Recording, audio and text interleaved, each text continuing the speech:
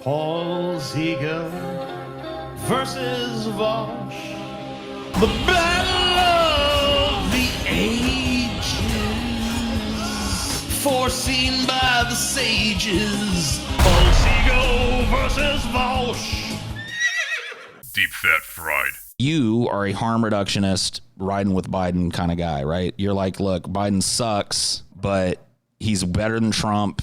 We have a better chance of preserving things like Roe v. Wade and maybe starting to switch the balance on the Supreme Court. So let's swallow the poison pill here and elect the doddering old, centrist Republican.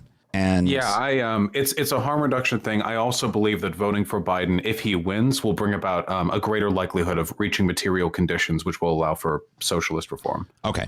With that. I do think I would feel very comfortable making the argument that Biden will likely result in a no change status quo. Mm-hmm. I don't think that Joe Biden is all there anymore. I'm not a doctor. I'm not going to make a diagnosis of Joe Biden.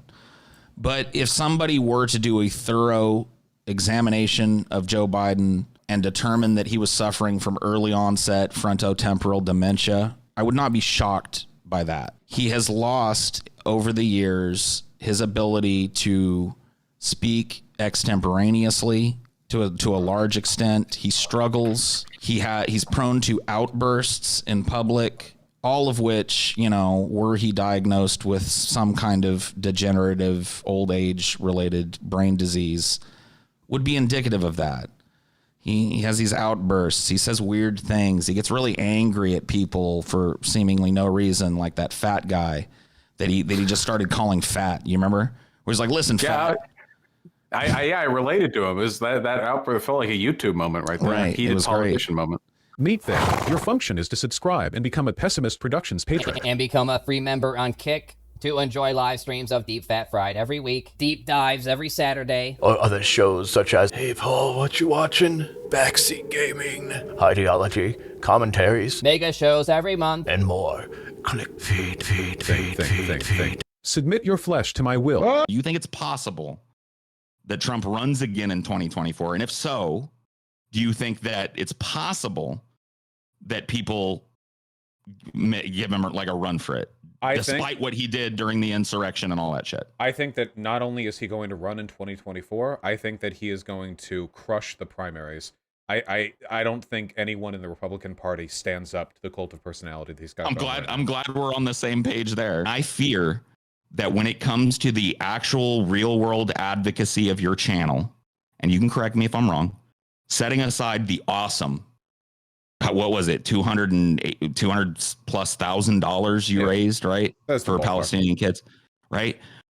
I fear that your advocacy has done, up until this point, as I've been aware of you, steered young, vibrant, passionate leftists into neoliberal action, having them vote for the D instead of the R by fear-mongering the R. And I understand there's a lot to fear in the Republican Party. I think there's an almost equal amount to fear in the Democratic Party. I would strongly disagree with that. What would you be telling them? If I'm an advocacy for neoliberal activism, what would the alternative, the preferable alternative be in this case? Advocacy within leftist spaces against neoliberalism directly. Like what? By starving, by attempting to starve the DNC of votes, to make them irrelevant, to weaken the beast, to weaken the wildebeest further, so to speak, so that we can move ourselves closer. How would that move us closer? Establishing some of the third party viability that you talked about at the beginning of this. Well, we realistically, without a change in the first past the post voting system, we're never going to have a third party that's going to overtake the Democrat Party. At best, we would split votes between them, and it would lead to the Republicans winning every election. I believe that the next 3.5 years are going to be met with disappointment after disappointment, and there is going to be an outcry from the public against the establishment Democrats like Joe Biden, and that might lead us to something come 2024. More and more leftist rhetoric is getting normalized in the Democrat Party. It's slow, and it's frustratingly slow, but it's more than we had a decade ago. And the DSA membership has skyrocketed since Trump's presidency. That's been good. There are some metrics of positive change. I just don't know if I'm going to vote for Biden. Who would you vote for if not Biden? I don't know. I'm undecided. Well, it's either Trump or throwing the vote away. So I guess between those two options, I might choose to quote unquote throw my vote away then. which is like not voting as far as I'm concerned. Third party votes are not voting as far as Your I'm voting concerned. isn't voting, TJ. No true Cool. voting. Do you really not think that compared to Donald Trump, Joe Biden is at least 60% Hitler or less? What would a I don't know. Palestinian say? I think we all suffer. Is for a that is reason. that too messianic? The idea that we have to work for good political outcomes, is that too like optimistic? and When are we? hopeful? When Is have that we naive? advocated for not working for political outcomes? We're just we're talking about tactics here, bro. Let's just sit around on our asses because nothing matters anyway. I know that's the easier thing to argue against, but the fact that you've spent such a profound amount of this appearance on our show tonight, misrepresenting our position and tilting against windmills. I don't know how to tell it. Let me put it explicitly for you. I am not advocating for people to do nothing political. I am not advocating for people to sit around on their hands and do nothing. I'm not even advocating for people not to vote. I know, must be shocking, right?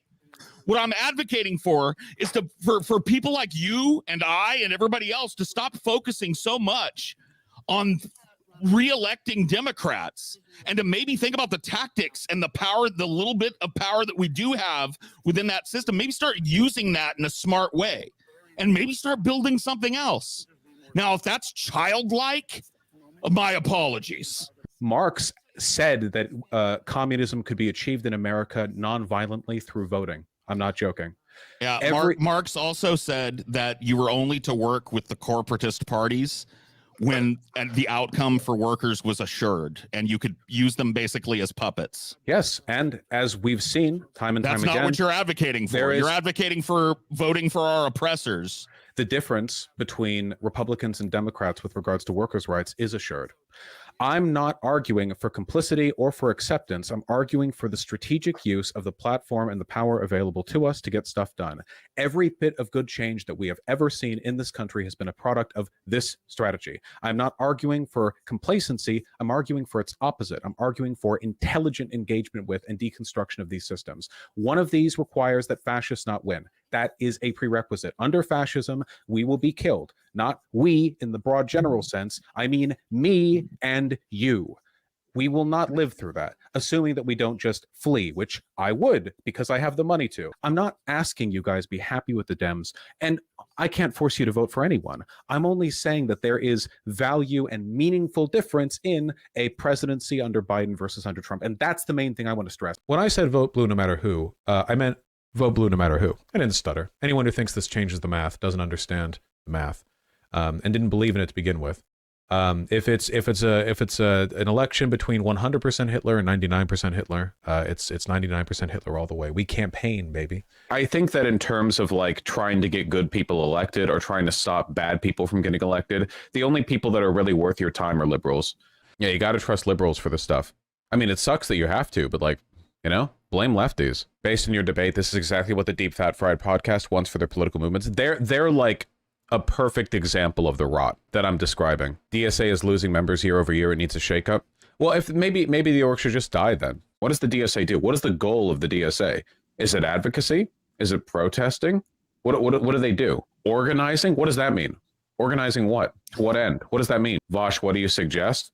What I said, work with liberals. If you don't want the fascists to win, then yeah, obviously the Democrats are the are like the venue by which you would do that. If you want to move the country in a positive direction and you have two main like currents that you can follow, leftists will obviously side with Democrats, or at least they should. When you're selling young leftists, the only place you can go to is Hillary Clinton for your political ad. He still thinks Hillary Clinton genuinely, it's like it's it's genuinely like fighting a ghost or something. Like you're going through a haunted mansion and a ghost yells at you and you're like, what's your deal, dude? And the ghost is mad about some like 19th century shit or something. He's gonna have dementia when he's older if he doesn't already. Isn't this like a thing? Like thinking people haven't died when they've died, or like living in the past because your memories from the recent past have been deteriorated or something? Like, I don't know. What? Can she shut the fuck up? Please? You guys see this?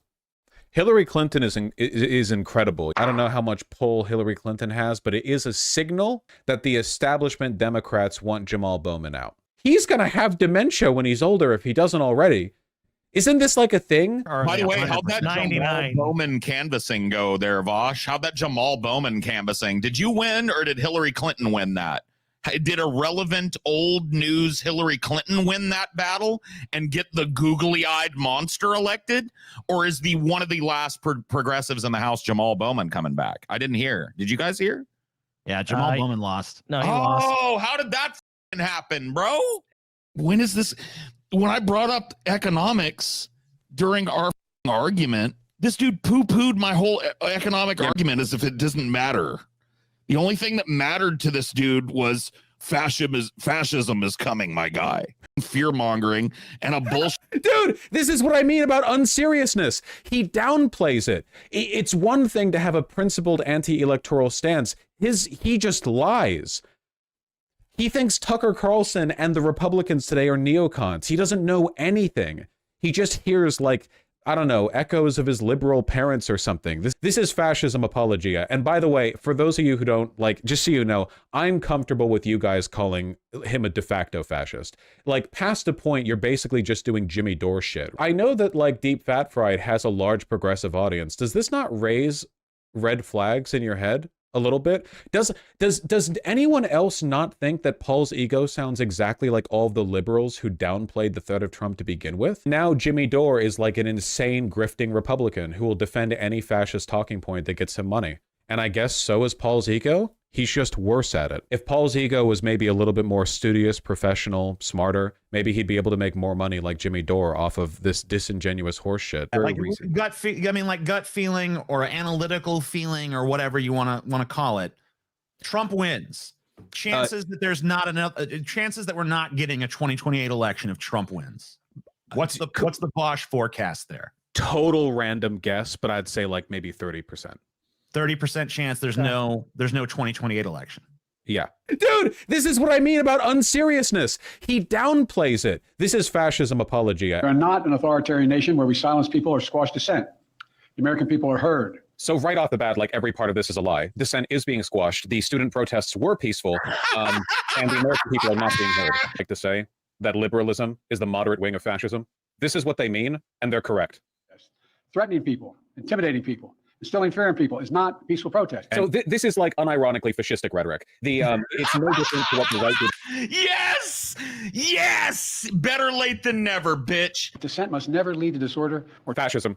Sorry, right here, clear as day. We are fully doing like scratch a liberal thing right now. Yeah. You got to give the most annoying people on Twitter credit. Okay, as stupid and counterproductive as the ML communist hammer and sickle biotype people tend to be. Liberalism is the moderate wing of fascism. I don't know. Those guys are really nailing it right now. Really feeling that one. I have to say. Remember, Biden is responsible. So now Twitter is right all of a sudden too. The Twitter that is just filled with a bunch of LARPing MLs and tankies that never have any good political prescriptions. Now they're right. Dude, I want to know how the Cope Squad over on Vaush is going to handle this script flip. Are they going to be like, wait a minute, you're talking like Paul's ego now, my dude? I told you guys it would not be long before this motherfucker was tweeting just like me. He was talking just like me. And here it is, bro. We finally beat Medicare. Thank you, President Biden. Finally beat Medicare? We want to beat it? He did beat Medicare. He beat it to death, and he's destroying on the total initiative relative to what we're going to do with more Border Patrol and more asylum officers. President Trump? I really don't know what he said at the end of that sentence. I don't think he knows what he said either. Look. No, I think he's leaning. I think what we're going to hear out of Vaush from this, or from the salt that I'm hearing from him right now, is going to be CNN as Trump. 100% embodying the mod bias thing. It seems like there were multiple instances of them like interrupting Biden early or giving him the floor or like being lax with him. Oh, dude, we called it. It was totally called. Nothing.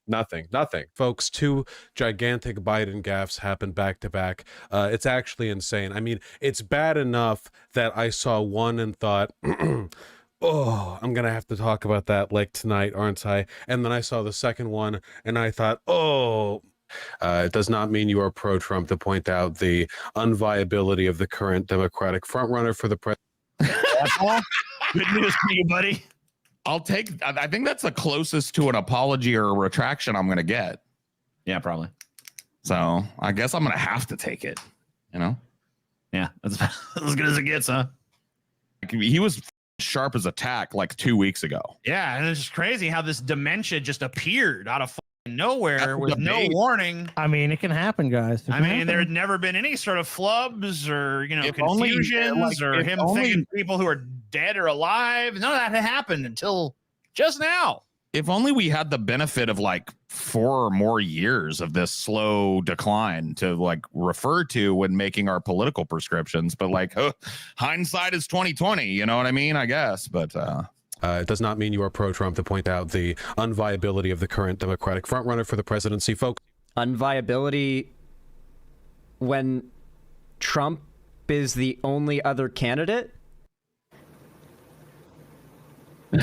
Are you confused by your own argument? How do I possibly? Guys, there are two people on the ballot. The math does not change. Oh, Trump and someone else. Between 100% Hitler and 99% Hitler, it's 99% Hitler all the way. We campaign, baby. But yeah, it does make you pro-Trump in this situation. Whoa, wait. What? What? Apparently, Paul, the same way. Now you know how you should have responded when Vaush was saying that to you. Wait. What?